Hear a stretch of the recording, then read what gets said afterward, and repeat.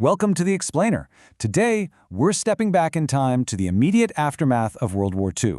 Picture this. It's 1945, and we're setting the stage in the devastated post-war ruins of Nuremberg, Germany, a city that had endured nearly 40 air raids, literally reduced to little more than rubble and ash. But right amidst that total destruction stood the Palace of Justice. This is where the captured top officials of the Third Reich awaited trial.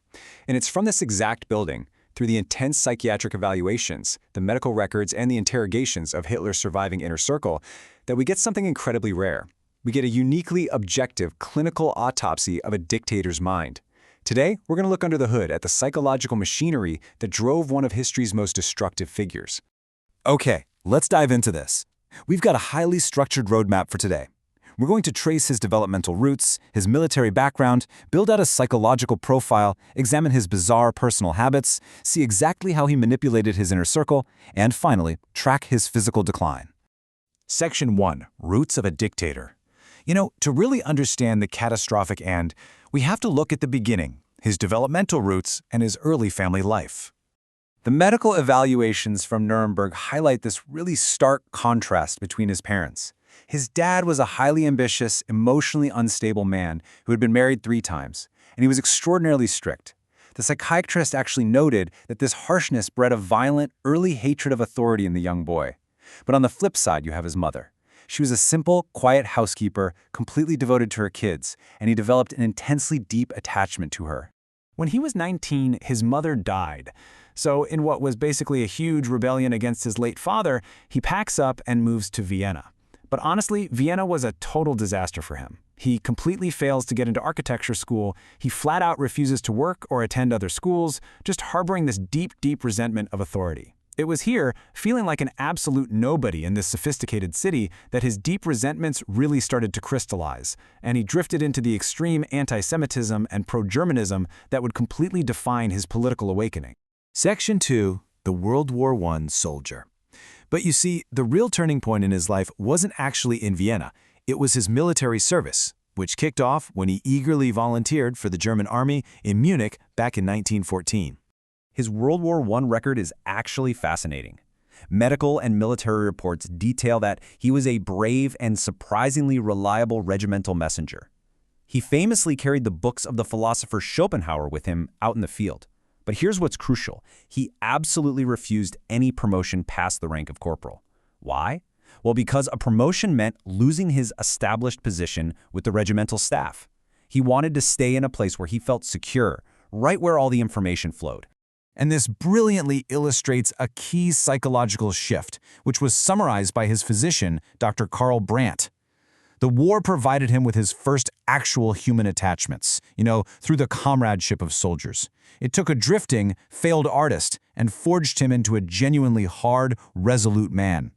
It gave him an outlet for his aggressions and the initial confidence to actually speak up and influence other men. Section 3. The Psychological Profile. So what happens when that hardened soldier eventually gains ultimate power? Here is where the clinical insights from the doctors and psychiatrists at Nuremberg become truly revealing. The primary diagnosis was a massive hypercompensation for his early inadequacies. This manifested as full-blown megalomania. He developed a profound conviction in his own ability, genuinely believing he was the singular individual chosen by heaven to lead Germany. And because this superiority complex was really just a defense mechanism covering up a deep inferiority, he had an absolute paranoid intolerance for competition. No one, and I mean no one, was allowed to challenge his ideas. Baldur von Schirach, who was the head of the Hitler Youth, described the evolution of this psychology in 3 distinct phases. First, you have the human phase of the early political years where he actually maintained somewhat friendly relations. Then it shifts to the superhuman phase of total, unquestioned power. And finally, the inhuman phase. This was marked by outright mental abnormalities, intense paranoia, and of course, the unimaginable horrors of the concentration camps. Section 4. Interests and Obsessions. Now, to maintain this grand illusion, his private world had to be entirely under his control. Let's take a step into his bizarre private life, his hobbies, and his incredibly rigid daily habits. Now, what's really staggering here is the sheer scale of his private library. Doctors noted he had amassed around 16,000 volumes. But get this, It wasn't high literature. It was almost entirely technical books on war and architecture, just mixed in with cheap, ordinary novels. He paired this with a deeply intense, obsessive love for Richard Wagner's operas. He'd play the records constantly in his quarters to feed his own dramatic sense of destiny.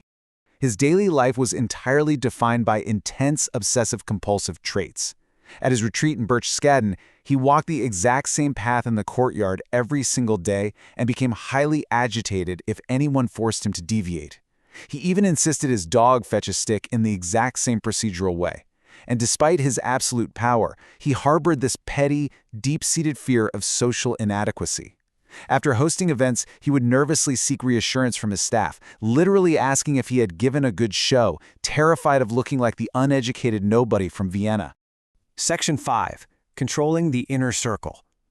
This deep-seated insecurity directly dictated exactly how he managed his subordinates, heavily controlling a notoriously competitive Nazi hierarchy.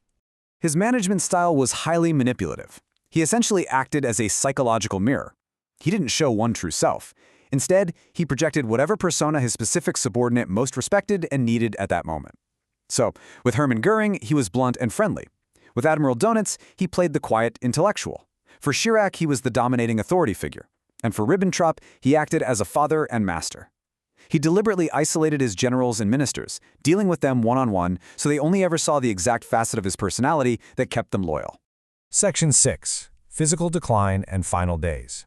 But a mind under that much paranoid strain eventually breaks the body. Which brings us to the grim conclusion of his life, as recorded by his personal physicians. According to the medical state reports drawn up for the trials, physically he was completely unpretentious. He weighed about 150 pounds and had very pale skin. But his doctors noted with resignation that his psychic state was very complex. As the stress of a losing war mounted, his body actually began producing severe, hysterical physical reactions that had absolutely no neurological basis. Let's move to how this builds, because tracking this physical decay reveals a bizarre progression. By late 1943, he develops weakness in his left side. In the spring of 1944, a severe tremor begins in his left hand, forcing him to hold it tightly against his body just to hide it. Amazingly, one physician noted this tremor would completely stop if someone simply asked him about it, proving it was a psychological hysteria. After surviving a bomb blast in July 1944, the physical shock temporarily cured his left side. But as soon as his injuries healed, the hysterical paralysis returned even worse, leaving him dragging his leg by 1945. And this physical decay perfectly mirrored his total mental collapse in the bunker. His conversations shrank to a terrifyingly paranoid plane. He trusted almost no one. When he saw the photos of the Italian dictator Mussolini executed and hung upside down in the streets, it triggered an absolute frenzy. He swore his body would never be defiled.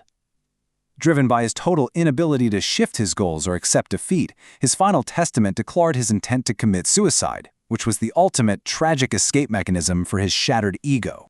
Which leaves us with the ultimate question.